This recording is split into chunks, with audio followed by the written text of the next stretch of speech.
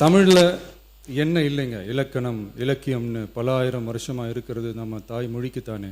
தொல்காப்பியம், சங்க இலக்கியம், ஏன் உலகம் முழுக்க தெரிஞ்ச திருக்குறள் ஒன்று போதாதா தமிழோட பெருமையை சொல்கிறதுக்கு?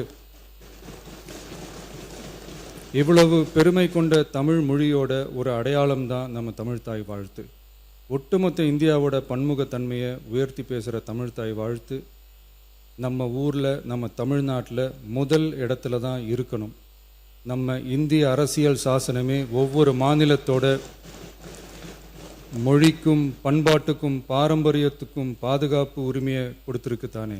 அந்த உரிமையின் அடிப்படையில் தமிழ்தாய் வாழ்த்துக்கு முதலிடம் கொடுத்து தானே ஆகணும். அதானே மாநில உரிமை. அப்படிப்பட்ட தமிழ்தாய் வாழ்த்து தான் 1970 நவம்பர் 23 முதல் அரசு விழாக்களில் முதல்ல பாடணும்னு சொல்லி ஒரு அரசாணையை போட்டு அந்த செயல்பாட்டு